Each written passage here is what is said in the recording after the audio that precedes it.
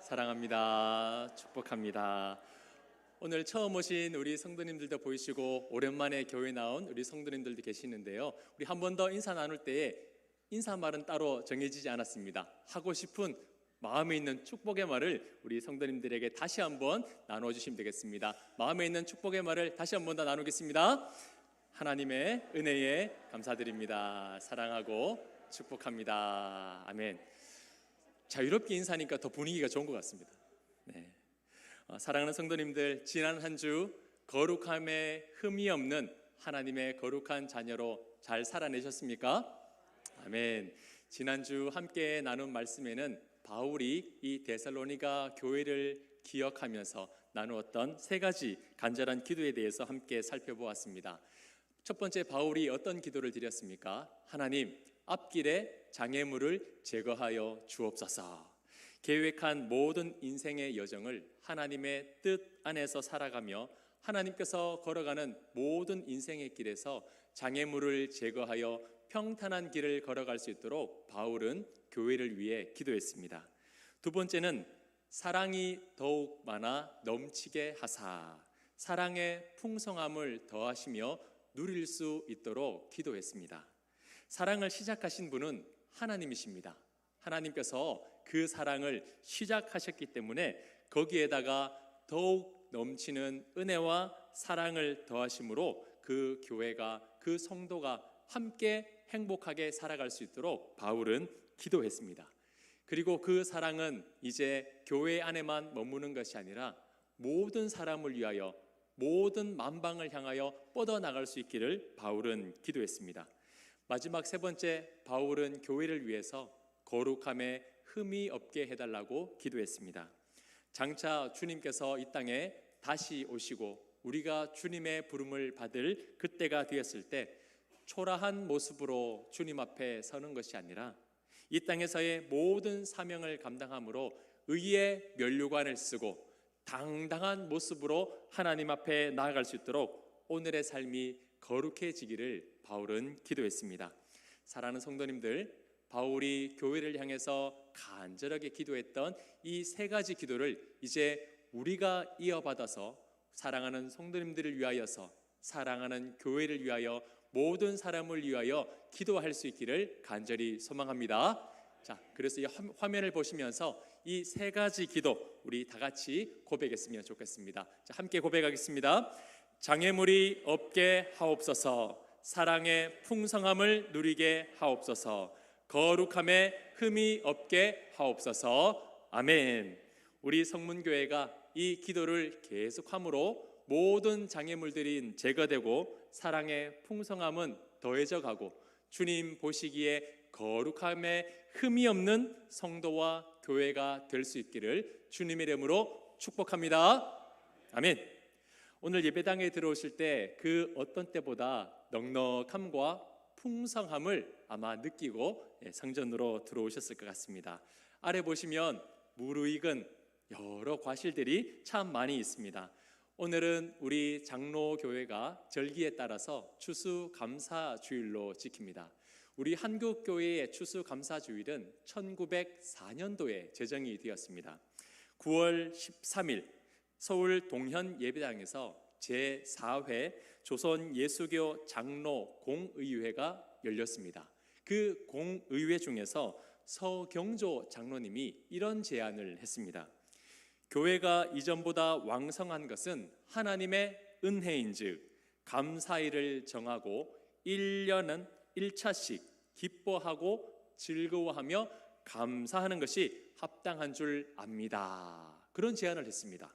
그리고 이틀 뒤에 9월 15일에 황해도 선교사의 아버지라고 불리는 한 위리엄 선교사님이 올해 감사주일은 11월 10일입니다 라고 보고함으로 말미암아 이제 공식적으로 장로교회 첫 추수감사주일이 드려지게 되었습니다. 이후로부터 장로교회는 11월 셋째 주를 추수감사주일로 제정하여 기념하며 지키고 있습니다. 그렇게 시작된 자발적인 감사의 절기가 어느덧 120주년이 되었습니다. 120년 동안 우리 한국교회가 하나님이 부어주신 은혜의 그냥 가만히 있을 수 없어. 더 은혜만 간구할 수 없어. 우리가 이제 하나님 앞에 좀 드리자. 우리가 하나님 앞에 표현하자 하는 마음으로 시작된 것이 벌써 120년이 되었던 것입니다.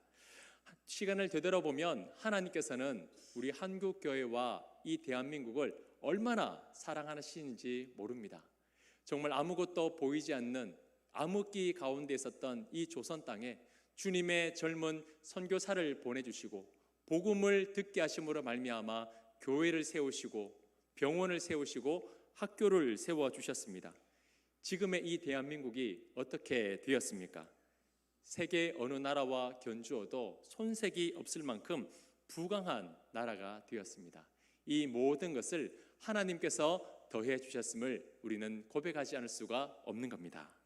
아래에 익은 이 무르익은 과실들은 우리 성도님들의 헌신과 감사의 마음을 담아서 교회가 대표적으로 준비를 했습니다.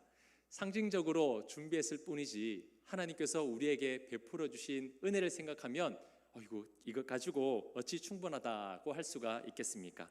이번 주 추수감사 주일을 이제 준비하면서 한 주일 동안 계속해서 묵상을 했습니다. 하나님, 우리에게 베풀어 주신 은혜가 너무나 많이 있는데 이 은혜에 보답하기 위해서 이번 주일 어떤 말씀을 준비하면 좋을까요? 계속해서 하나님 앞에 묵상하며 기도했습니다.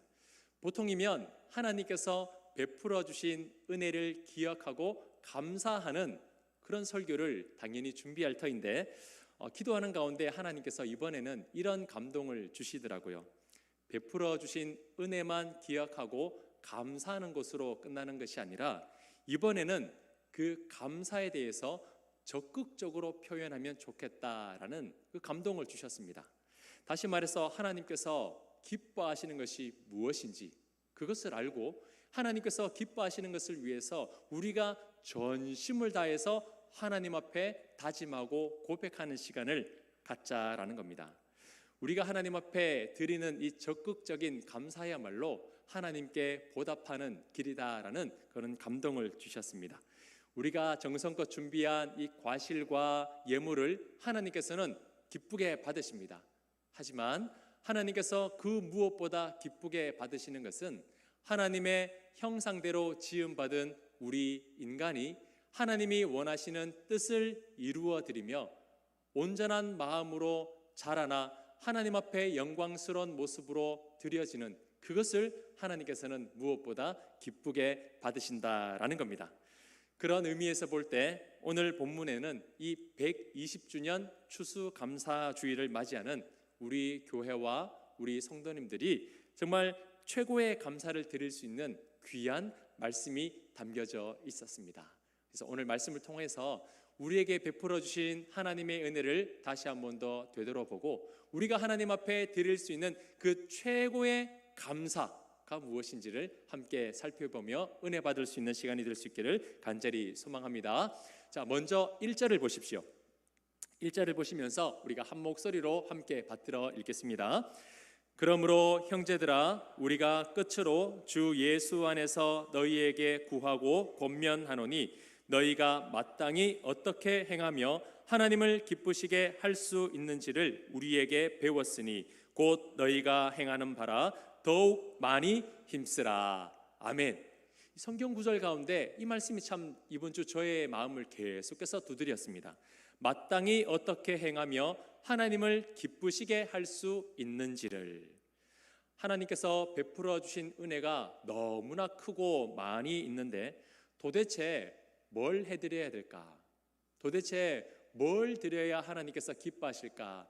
마치 어버이날이 되기 전에 사랑하는 부모님께 무엇을 드리면 좋아하실까? 무엇을 드리면 기뻐하실까라는 선물을 고르는 것처럼 이 감사절을 준비하는 일주일 내내 그런 마음이 들었습니다. 이런 고민을 해결해 주듯이 오늘 이 본문에는 하나님께서 기뻐하시는 것은 이것이다 라고 너무나 명확하게 말씀하고 있었습니다. 자, 무엇인지 함께 살펴보면서 이번 한 주 하나님이 정말 기뻐하시는 일에 우리가 전심전력하며 우리의 전부를 하나님께 드릴 수 있는 귀한 한 주가 될 수 있기를 간절히 소망합니다. 자, 3절을 보십시오. 3절은 바울이 이렇게 말하고 있습니다. 하나님의 뜻은 이것이니 너희의 거룩함이라. 곧 음란을 버리고. 하나님이 기뻐하시는 일에 힘쓰라고 하면서 하나님의 뜻이 이것이다 라고 말씀합니다. 뜻이라는 것은 소원이나 목적이라고 표현할 수도 있습니다. 무엇이냐면 하나님의 그 소원, 하나님의 그 목적은 다른 것이 아니라 바로 우리가 거룩해지는 것이다 라는 겁니다. 레위기 11장 45절을 보시면 하나님께서 이스라엘 백성들을 출애굽시키신 이후에 언약을 맺으면서 이렇게 말씀하셨습니다. 나는 너희의 하나님이 되려고 너희를 애굽 땅에서 인도하여 낸 여호와라. 내가 거룩하니 너희도 어떻게 해요? 거룩할지어다. 하나님께서 이스라엘을 선택하시고 출애굽시킨 이유는 잘 먹고 잘 살기 위해서가 아니라 하나님의 거룩을 이어받는 특별한 존재로 구분하심으로 창조의 관계를 다시 회복하고자 그들을 구원해 내신 겁니다. 창조의 관계를 회복하고 하나님의 거룩을 그들이 이어받는 아주 특별한 존재, 구별된 존재가 되기 위해서 이스라엘을 건져내었다라는 겁니다. 신약에 구속받은 무리들을 성도라고 부릅니다. 성도는 교회에 온 지 얼마 되지 않아서 아직 직분을 받지 않은 사람을 가리켜 부르는 게 성도가 아닙니다. 교회에 나온 모든 사람, 주 예수 그리스도를 나의 구원자로 고백하는 모든 사람은 거룩한 무리인 성도라고 불려집니다. 이 예배당 안에 있는 오르간이라든지 악기라든지 그리고 강대상과 의자와 같은 모든 것들은 무엇이라고 부릅니까? 우리 시온 찬양대 수준이 어마어마합니다. 방금 바로 대답하시잖아요. 성물입니다. 성물이란 것은 1차적으로 하나님에 의해 특별하게 구별된 물건이다라는 겁니다. 재질이 고급이거나 값이 비싸서 성물이 아닙니다. 하나님을 섬기기 위한 목적으로 구별되었기 때문에 그렇게 부르는 겁니다. 마찬가지입니다. 어떠한 배경에서 자랐고 어떠한 삶을 살아가든지 상관없이 세상과 구별하여 주 예수 그리스도를 믿기로 작정한 사람들을 누구나 가리켜 성도라고 부릅니다. 구별된 거룩한 무리. 그렇다면 교회를 다니고 예수님을 믿는 성도라고 불려지니까 이제 우리의 최종 목적을 달성했다라고 할 수 있을까요? 이제 우리는 성도가 되었으니까 끝이다. 이제 다 이루었다. 그럴 수가 있겠습니까? 성경은 아니다라고 말씀하고 있습니다. 성도가 되었느냐? 그리하면 이렇게 해야 된다라고 그 뒤에 이야기가 더 있습니다. 조금 전에 레위기 말씀에도 그러했고 오늘 본문 3절에도 그렇고 하나님의 뜻은 선택받은 사람들이 거룩해지는 것입니다. 거룩해지는 것. 거룩을 강조하고 있습니다. 이어서 4절을 한번 보십시오. 바울은 이렇게 이야기합니다. 중요한 말씀이니까 화면을 보면서 우리 한 목소리로 같이 고백하도록 하겠습니다. 각각 거룩함과 존귀함으로 자기의 아내에 대할 줄을 알고. 여기에서 중요한 두 가지 단어가 있습니다. 거룩함과 존귀함입니다. 거룩함과 존귀함. 예수 그리스도를 믿는 사람들은 누구나 십자가의 구속으로 성도가 되었습니다. 성도는 신분적 차원을 의미합니다. 신분이 바뀌었다는 겁니다. 그냥 세상 사람에서 거룩한 무리인 성도, 신분이 달라졌다는 겁니다. 그러나 성경은 이 신분적 수준인 성도에서만 그치는 것이 아니라 더 나아가 신앙의 수준에 대해서 말씀하고 있습니다. 신앙의 수준이 무엇인가? 지난주 나누었던 13절 말씀을 한번 떠올려 보십시오. 너희 마음을 굳게 하시고 우리 주 예수께서 그의 모든 성도와 함께 강림하실 때에 하나님 우리 아버지 앞에서 거룩하게 흠이 없게 하시기를 원하노라. 아멘. 어떻게 해요? 거룩하게 흠이 없게 하시기를 원하노라. 바울은 마지막 때가 되었을 때에 이 데살로니가 모든 성도들이 하나님이 보실 때에 만족할 만한 수준이 되기를 원했습니다. 성도가 최종적으로 이루어야 하는 그 하나님이 원하시는 만족의 상태가 바로 거룩입니다. 거룩을 다른 말로 하면 신학적인 용어로 성화라고 합니다. 한 번쯤은 다 들어보셨을 겁니다. 성화는 성도가 비로소 성도다워지는 신앙의 수준을 의미합니다. 그렇기 때문에 우리 그리스도인들은 이 두 가지를 반드시 기억해야 합니다.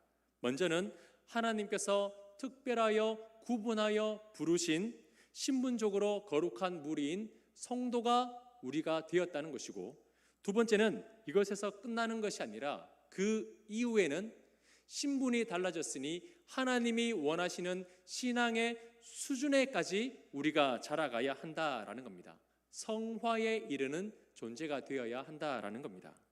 사랑하는 성도님들, 하나님께서는 우리가 거룩함을 이루는 삶을 살아내기를 기뻐하십니다. 그것을 원하시는 거예요. 한 해 동안 하나님께서 정말 많은 일들을 우리에게 베풀어 주셨습니다. 1월 1일 우리 성구 영신 예배를 드리고 신년 감사 주일을 지내면서 하나님 앞에 다짐하고 기도했던 제목들이 있습니까? 기도 제목들이 이루어졌을 수도 있고 이루는 중일 수도 있고 아직 기다리는 중일 수도 있을 겁니다. 이루어졌든지 이루어지지 않았든지 하나님께서는 우리와 늘 함께하고 계시고 우리 성도님들이 부르짖는 모든 간구를 경청하심으로 말미암아 놀라운 은혜를 마음껏 부어주셨습니다. 지난날 우리는 그런 성도로서 하나님을 기쁘게 하는 거룩한 삶을 이루며 살아왔습니까? 성도에 만족하며 살아오지는 않았습니까? 나는 성도가 되었으니 이제 나는 그냥 그렇게 예배를 드리고 신앙생활을 하면 된다라고만 생각해 오시지는 않았습니까? 성도라는 사실에만 안주한 채 이런저런 핑계를 대고 거룩함에 이르는 연습이나 훈련을 게을리하지는 않았습니까? 만약 그러했다면 감사절을 맞이하는 오늘 하나님께서 가장 기뻐하시는 것을 우리가 드리기를 소망합니다. 하나님께서 가장 기뻐하시는 것은 바로 우리 자신입니다. 우리 자신을 하나님이 원하시는 거룩한 수준에 이르는 거룩함에 이르도록 우리가 훈련하고 열심으로 힘써서 하나님이 원하시는 사람이 되어 우리 자신을 하나님 앞에 드릴 때에 하나님은 그 무엇보다 기뻐하시고 우리를 받아 주실 것입니다. 하나님의 뜻은 이것이니 너희의 거룩함이라. 그 하나님의 소원, 하나님의 목적을 이루어 드릴 수 있는 우리 모든 성문교회 성도님들이 되시기를 주님 이름으로 축복합니다. 자, 그렇다면 이제 우리는 한 가지를 더 살펴봐야 합니다. 무엇이냐면 하나님께서 요구하시는 그 신앙의 수준이 구체적으로 무엇인가 하는 겁니다. 성도로 부르심을 받고 성도가 되어 거룩함에 이르는 것은 알았습니다. 그러면 거룩함에 이르는 삶이 무엇인지를 알아야 할 겁니다. 자, 그러면 3절에서 6절까지를 보면 그 거룩한 삶에 대해서 구체적으로 4가지를 이야기하고 있습니다. 3절을 보시면 음란을 버리고, 4절을 보시면 거룩함과 존귀함으로 아내를 대하고, 5절에는 이방인과 같이 세욕을 따르지 말고, 6절에는 분수를 넘어 형제를 해하지 말라라고 말씀합니다. 이 수준적 차원에서의 이 거룩이라는 것은 한마디로 요약하면 구별된 삶입니다. 구별된 삶. 바울이 말한 이 4가지는 당시 데살로니가 지역에서 행해지던 일들이었습니다. 특별한 것이 아니었습니다. 그 지역에 사는 사람이라면 누구나 이 3절에서 6절까지에서 일어나는 일들을 다 행하고 있었습니다. 외설적인 우상 숭배를 하면서 음란을 행하고 첩을 두고 그리고 창기를 가까이 했습니다. 그리고 헬라 철학자였던 아리스토텔레스는 이런 말을 했습니다. 여자의 영혼은 남자의 절반이다. 제가 한 말이 아니니까 절대 오해하시면 안 됩니다. 아마도 오늘날 이 말을 했다면 이 아리스토텔레스가 이 얼굴을 들고 다니지도 못했을지도 모릅니다. 우리 여성분들 상당히 자존심 상하는 말 아닙니까? 그냥 웃고만 계시네요. 그 정도로 당시 남자들은 이 여성에 대해서 아주 과소평가했습니다. 반쪽짜리 영혼이다 라고 과소평가했고 하찮게 대했습니다. 그러니까 무슨 존중이 있고 대우가 있겠습니까? 자기 정욕을 채우기 위한 수단으로 여자를 이용했고 그 자기 정욕을 채우기 위해서 아내를 버리는 일들이 허다했습니다. 이뿐만이 아닙니다. 아내뿐만 아니라 자기의 유익을 위해서라면 그 형제의 권리를 침범하고 형제를 속여서 빼앗는 일들도 비일비재했다라는 겁니다. 어떻습니까? 세상은 오로지 자기 중심입니다. 나만 만족하면 됩니다. 내가 원하면 됩니다. 내가 하고 싶은 것 하면 되는 겁니다. 내가 원하는 것을 얻어내기 위해서 다른 사람의 것을 빼앗고 취하는 것을 아무렇지 않게 행했습니다. 그런데 더 큰 문제는요, 이것이 죄라는 것을 알지 못했다는 겁니다. 너도 나도 누구나 다 행해왔기 때문에 죄라는 인식이 전혀 없었습니다. 조상들 때부터 해왔고 자신들도 태어나며 자라면서 그러한 행위들을 수없이 봐왔고 해왔기 때문에 아무런 문제가 되지 않는 겁니다. 그런데요, 복음을 듣고 나니까, 복음을 알게 되니까, 예수 그리스도를 믿고 나니까 달라지기 시작했습니다. 다른 겁니다. 하나님의 뜻은 이것이니 너희의 거룩함이라 하시면서 이것들로부터 분리되어져라, 이것들로부터 달라져라고 말씀하시는 겁니다. 자, 사진을 하나 준비했는데요. 보시면 모양도 크기도 색깔도 같은 공들이 여러 가지가 있습니다. 구별되지 않습니다. 다 똑같습니다. 그런데 그 중에 공 하나가 뜻이라는 이름으로 빨간색으로 바뀌었습니다. 그렇다면 이 공은 더 이상 같은 것이 아니라 다른 것으로 구별됩니다. 같은 것에서 다른 것이 되는 것, 구별되어지는 것이 바로 거룩입니다. 이것을 잘 표현하는 것이 7절 말씀인데요. 7절 말씀을 다 같이 함께 읽겠습니다. 하나님이 우리를 부르심은 부정하게 하심이 아니요 거룩하게 하심이니 아멘. 이것이 우리에게 있어서 얼마나 큰 은혜인지 모릅니다. 우리는 원래 무엇이 거룩이고 무엇이 부정한 것인지 구별되지 않고 살아왔습니다. 세상과 똑같은 색과 모양으로 지내왔고 그렇게 살아왔습니다. 누구나 그렇게 즐기며 살았기 때문에 당연한 것으로 알았습니다. 하지만 하나님께서 우리에게 복음을 듣게 하시고 복음을 통해 깨닫게 하셨습니다. 부정한 것이 무엇인지, 거룩한 것이 무엇인지를 알게 하신 겁니다. 그리고 그 부정한 것에서 우리를 분리시켜 주심으로 말미암아 거룩한 존재로 하나님께서 우리의 신분을 바꾸어 주셨습니다. 이건 우리 스스로 해낸 것이 아니라 오직 하나님의 은혜입니다. 하나님의 은혜가 우리를 부르셨고 우리를 바꾸어 주셨고 알게 하신 겁니다. 사랑하는 성도님들, 오늘 우리가 이 감사절을 맞이하면서 한 해 동안 되돌아볼 때에 이런저런 감사의 이유가 너무나 많이 있을 텐데요. 이것 하나로 먼저 감사했으면 좋겠습니다. 하나님, 죄와 허물로 죽어있던 나, 사망에 빠져있던 나, 죄의 권세에 얽매있던 나를 거룩한 존재로 부르시고 하나님의 거룩한 자녀로 불러주시고 구별시켜 주시니 감사합니다. 이것 외에는 감사할 제목이 더 없는 겁니다. 저에게 있어서도 2024년도는 너무나 귀한 한 해입니다. 지금까지 지내왔던 그 시간보다 어느 때보다 오늘의 이 순간이 저에게는 기적 같은 순간을 살아가고 있습니다. 그러나 오늘 저에게 있어서 더 감사한 것은 다른 것보다 부정한 것에서 이 부족한 종을 거룩한 하나님의 자녀로 불러주시고 구별시켜 주셨다는 것, 이것이 너무나 큰 은혜였습니다. 사랑하는 성도님들, 우리 모두 다 이 은혜를 잊어버리지 않기를 간절히 소망합니다. 우리가 어떠한 것으로 살아가는 것에 집중하고 세상 일에 바쁘게 살아가다 보면 우리가 어떠한 존재인지를 잊어버릴 때가 참 많이 있습니다. 그냥 그렇게 살아가다가 주일이 되어서 성경책 들고 주님 전에 나와서 예배하면 그리스도인이다 라고 생각할 때가 참 많이 있습니다. 근데 성경은요, 성도가 되었으면 거룩함에 이르는 삶을 살아야 한다라고 분명하게 말씀을 하고 있습니다. 거룩함에 이르도록 자라야 한다라고 말씀하고 있습니다. 그 하나님의 뜻이 아니었다면, 하나님께서 나를 선택하지 아니하시고 부르시지 아니했다면 나는 여전히 저 수많은 하얀 공들 중에 하나로 그렇게 살아갈 수밖에 없었을 겁니다. 아무런 죄책감 없이 영원한 사망을 향하여 살아가고 있었을 겁니다. 여기까지만 해도 너무나 감사한 것 아니겠습니까? 하나님 불러주시고 구별시켜 주셔서 감사합니다. 여기까지만 해도 너무 감사한데 아직까지 감사할 이유가 하나 더 남아 있습니다. 마지막 8절을 우리 화면을 보면서 함께 읽도록 하겠습니다.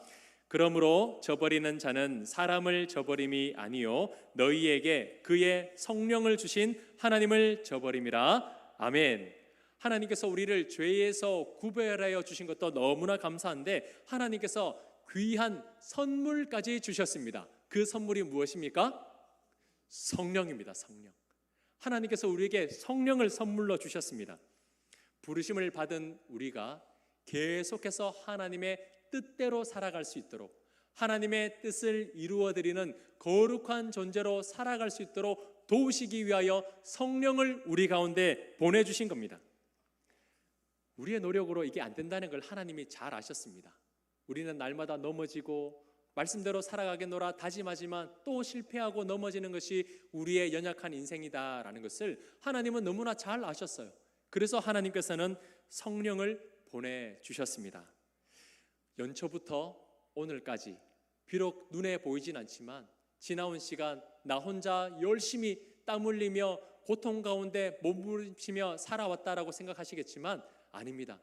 하나님께서는 우리 성도님들을 계획하시고 창세전에 계획하시고 하나님의 뜻대로 부르신 그 이후로부터 성령을 우리에게 보내주셔서 함께 하시고 인도하시고 돕고 계셨습니다.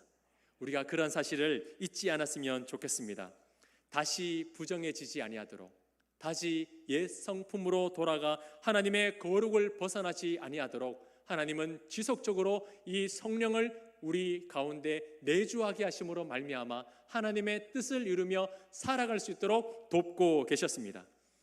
이런 하나님의 열심이 오늘날 저와 우리 성도님들을 인도해 내셨다라는 겁니다. 우리 성문교회를 인도해 주셨습니다. 그러니 어찌 감사하지 않을 수가 있겠습니까? 하나님께서 단 한순간도 우리와 우리 교회를 떠나지 아니하시고 성령으로 도우셨으니 어찌 우리가 다시 이 거룩을 벗어버리고 거룩을 던져버리고 부정한 곳으로 나아갈 수가 있겠습니까? 사랑하는 성도님들, 오늘날은 나의 나된 것은 내가 아니라 오로지 하나님의 은혜인 줄 믿습니다. 나의 나된 것은 내가 한 것이 아니라 오직 하나님의 은혜가 나를 이렇게 변화시켜 주신 줄 믿습니다. 그 기적 같은 은혜로 우리는 구별받은 성도가 되었습니다. 이제는 성도로서 만족하는 것이 아니라 두 번째 부르심을 받는 그날까지 하나님의 뜻인 거룩을 이루며 살아가는 우리 모두가 될 수 있기를 간절히 소망합니다. 그 최고의 은혜에 보답하는 최고의 감사는 바로 우리가 거룩해진다라는 것을 반드시 기억하시고 우리를 사랑하시는 하나님께 거룩한 우리 존재 자체를 하나님 앞에 드릴 수 있는 최고의 추수감사절이 될 수 있기를 주님 이름으로 축원합니다.